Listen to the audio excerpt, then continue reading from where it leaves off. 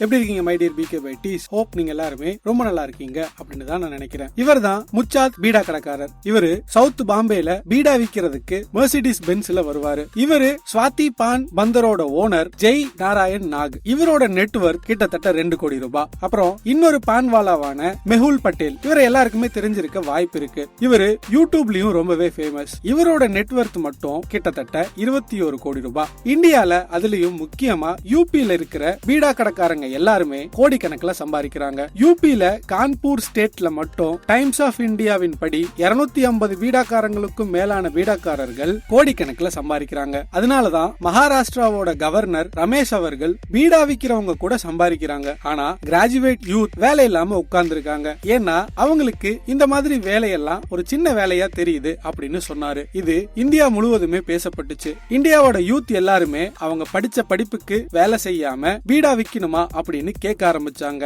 அவ்வளவு பெரிய கான்ட்ரோவர்சியா அது மாறுச்சு. பார்க்க சின்னதா தெரியுற இந்த வேலை எப்படி மக்களை கோடீஸ்வரங்களாக்குது அதை புரிஞ்சுக்க ட்ரை பண்றதுக்கு முன்னாடி இந்த பீடா எப்படி உருவாச்சு அப்படிங்கறத நாம இப்ப பார்க்கலாம்.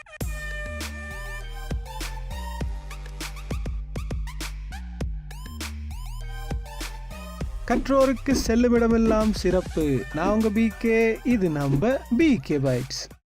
முன்னாடி காலத்துல எல்லாம் பணக்காரங்க மட்டும்தான் பீடா சாப்பிடுவாங்க. ஏன்னா அது ரொம்பவே எக்ஸ்பென்சிவான ஒரு விஷயமா இருந்தது. இத 16ஆம் நூற்றாண்டுகள்ல முகலாயர்களும் லக்னோவோட நவாபுகள் மட்டும்தான் சாப்பிட்டாங்க. அந்த காலகட்டத்துல நீங்க பீடா சாப்பிடணும் அப்படின்னு நினைச்சீங்கன்னா உங்ககிட்ட 4 விலை உயர்ந்த பாத்திரங்கள் இருக்கணும். அப்பதான் நீங்க பீடா சாப்பிட முடியும். இப்பெல்லாம் 50 ரூபாய் இருந்தா கூட நீங்க பீடா சாப்பிடலாம். அந்த காலகட்டத்துல உங்ககிட்ட பான்தான் அப்படிங்கிற பாத்திரம் இருக்கணும். அதுலதான் பீடா செய்ய தேவையான எல்லா இன்கிரீடியன்ஸுமே வச்சிருப்பாங்க.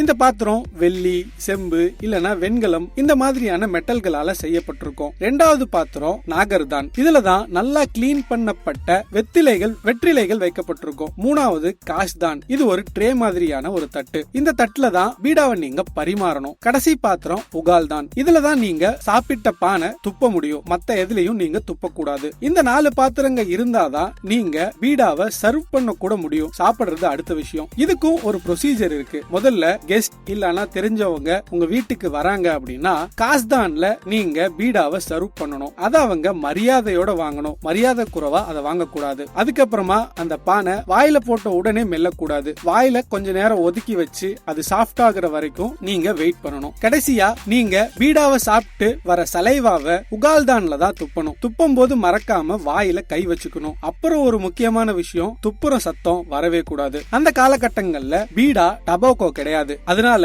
அந்த காலகட்டங்கள்ல மக்கள் பீடாவை முழுங்க ஆரம்பிச்சாங்க. நாம இப்பெல்லாம் ஸ்வீட் பீடா சாப்பிடுறோமே அந்த மாதிரி ஒரு தடவை மட்டும் தான் துப்புனாங்க. மீதி இருக்க பீடாவை அவங்க அப்படியே சாப்பிட்டுருவாங்க. 17வது நூற்றாண்டுகள் வரைக்கும் பீடா கன்சியூமபிளா தான் இருந்தது. அப்பெல்லாம் பீடா சாப்பிடுறவங்களோட வாய் சிகப்பாவோ பல்லு கரையாவோ இருந்ததில்ல. ஆனா 1624கள்ல போர்ச்சுகீசியர்கள் தான் இந்தியால இருந்து நிறைய சம்பாதிக்கணும் அப்படின்னு ஆசைப்பட்டு கேவலமான சில வேலைகளை செய்ய ஆரம்பிச்சாங்க. அவங்க இந்தியால டபாக்கோ விவசாயத்தை பண்ண ஆரம்பிச்சாங்க. அத பீடாலையும் சேர்க்க ஆரம்பிச்சாங்க. இதனால அவங்களுக்கு ரொம்பவே லாபங்கள் இருந்தது. 1680கள்லயே ஒரு போர்ச்சுகீசிய விற்பனை கப்பல் டபாக்கோவை வித்து $27,000 வரைக்கும் சம்பாதிச்சிருந்தது. அந்த காலகட்டத்துல $27,000 அப்படிங்கிறது ரொம்பவே பெரிய அமௌண்ட். அதுக்கப்புறம் போர்ச்சுகீசியர்கள் அத அவங்களோட மெயின் சோர்ஸ் ஆஃப் இன்கம்மாவே ஆக்கிட்டாங்க. ஹார்வர்ட் யூனிவர்சிட்டியோட ரிசர்ச் படி போர்ச்சுகீசியர்கள் தான் 17வது நூற்றாண்டுல இந்தியாவுக்கு டபாக்கோவை இன்ட்ரோடியூஸ் பண்ணாங்க அப்படின்னு சொல்லப்படுது. அதுக்கு முன்னாடி வரைக்கும் பீடால டபாக்கோக்கள் சேர்க்கப்படல. இதுக்கு ஆதாரம் தான் நம்மளோட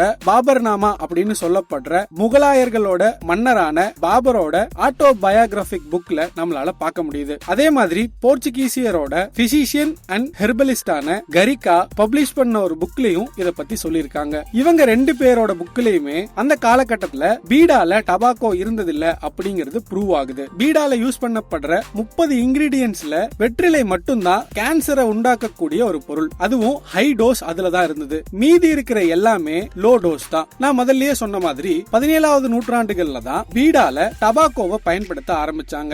அதனால மக்களால இத முழுங்க முடியல. அதுக்கு முன்னாடி எல்லாம் பீடாவை அப்படியே சாப்பிடலாம். டபாக்கோ இல்லாம பீடாவை சாப்பிட்டீங்க அப்படின்னா அது ஒண்ணுமே செய்யாது. ஸ்வீட் பீடா சாப்பிட்ட எல்லாருக்குமே இந்த விஷயம் புரியும். அதுல ஆக்சுவலா நிறைய ஹெல்த் பெனிஃபிட்ஸும் இருந்தது. இத வச்சு நிறைய எக்ஸ்பெரிமெண்ட்ஸ் கூட பண்ணாங்க. அதுல ஒரு ரிசர்ச்ல அதாவது யுனிவர்சிட்டி ஆஃப் கொலம்போல இந்த பீடாக்களை டயாபெட்டிஸ் இருக்கிற எலிகளுக்கு கொடுத்து பார்த்திருக்காங்க. அதுக்கப்புறமா அந்த எலிகளோட பிளட் சுகரை மெஷர் பண்ணிருக்காங்க. அதுல ஒரு ஆச்சரியம் என்னன்னா அந்த எலிகளோட பிளட் சுகர் கம்மியாகி இருக்கு. அது ஏன்னா பீடால இருக்கிற சில காம்பவுண்ட்ஸ் பிளட்ல இருக்கிற குளுக்கோஸ் லெவலை கம்மி பண்ணுது. அதுக்கப்புறமா பீடாவை பொதுவாவே நாம ஃபுல்லா சாப்பிட்டதுக்கு அப்புறமா தான் சாப்பிடுவோம், நல்லா டைஜஷன் ஆகிறதுக்கு அப்படின்னு சொல்லுவாங்க. இதையும் ஒரு எக்ஸ்பெரிமெண்ட்டை வச்சு ப்ரூவ் பண்ணாங்க. இந்த எக்ஸ்பெரிமெண்ட்டை யுனிவர்சிட்டி ஆஃப் மைசூர்ல பண்ணாங்க. இதுல 2 பேட்ச் ஆஃப் எலிகளுக்கு பீடாவை கொடுத்தாங்க. அதுல ஒரு பேட்சுக்கு ஒரு நாளைக்கு ஒரு தடவை மட்டும் கொடுத்தாங்க. அதுக்கப்புறமா இன்னொரு பேட்சுக்கு ஒரு நாளைக்கு 5 தடவை கொடுத்தாங்க. இதோட ரிசல்ட் படி பீடால இருந்த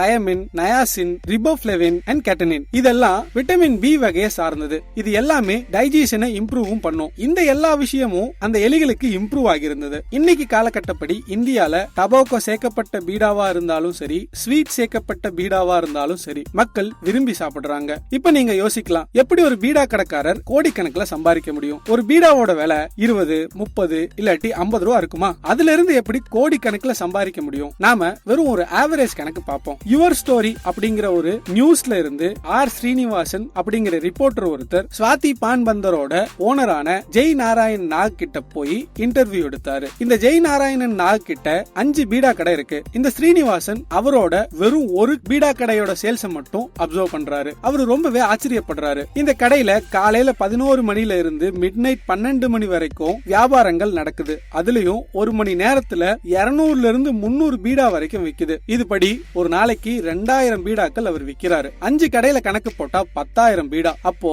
இவங்களோட ஒரு நாள் சம்பாத்தியம் 1,50,000 ரூபாய்க்கு மேல போகும். இவங்க மட்டும் இல்லாம இந்துஸ்தான் டைம்ஸ் யுவர் ஸ்டோரி படி பொதுவா ஒரு பீடா கடைக்காரர் ஒரு நாளைக்கு 10,000 இருந்து 15,000 வரைக்கும் சம்பாதிக்கிறாங்க அப்படின்னு சொல்றாங்க. அப்போ மாசத்துக்கு 4 லட்சம், வருஷத்துக்கு 50 லட்சம். இந்த பிசினஸ்ல ப்ராஃபிட் மார்ஜின் 50% இருக்கு. 100 ரூபாய்க்கு வித்தா 50 ரூபாய் ப்ராஃபிட் கிடைக்கும். இது ஒரு இன்ஃபார்மல் செக்டாருக்குள்ள வரதுனால இந்த பிசினஸுக்கு 0 கவர்மெண்ட் டாக்ஸஸ் தான் இருக்கு. நீங்க வெறும் யூபியோட வாரணாசியோட சேல்ஸ் மட்டும் பாத்தீங்க அப்படின்னா இடிவி நியூஸ் படி ஒரு நாளைக்கு 1 கோடி பீடாக்கள் வரைக்கும் விக்குது. இடிவி நியூஸுக்கு வெத்தலை எக்ஸ்போர்ட் பண்றவங்களோட அசோசியேஷன் ஜெனரல் செக்ரட்டரியான பப்லு சொராசியா சொல்ற கணக்குப்படி பார்த்தா ஒரு நாளைக்கு 3 லட்சம் வெற்றிலைகள் விக்குது. இந்த பீடாவோட ஹிஸ்டரிய வச்சு நீங்க என்ன நினைக்கிறீங்க? மகாராஷ்டிராவோட கவர்னரான ரமேஷ் ஜி சொன்னது சரியா? இந்தியாவோட யூத்ஸ் எல்லாமே இந்த மாதிரி ஸ்ட்ரீட் ஜாப்பை கத்துக்கிட்டு அப்புறமா அதை சின்ன வேலையா பார்க்க ஆரம்பிக்கலாமா அப்படிங்கறத கமெண்ட்ல சொல்லுங்க. இன்னைக்கு நம்மளோட எக்கானமி ரொம்பவே பூம் ஆகுது. அப்புறமா இந்தியன்ஸோட இன்கமும் ரொம்பவே கம்மி ஆகிட்டே போகுது. இதையும் கருத்துல வச்சு படிச்சவங்க பீடா கடை ஆரம்பிக்கலாமா அப்படிங்கறத கமெண்ட்ல மறக்காம போஸ்ட் பண்ணுங்க. சோ அவ்வளவுதான் மை டியர் Bkbytees. இதே மாதிரியான ஒரு இன்ட்ரெஸ்டிங் கண்டென்ட்டோட நான் வந்து உங்களை நெக்ஸ்ட் மீட் பண்றேன். until then bye. நான் உங்க BK. இது நம்ம Bkbytes.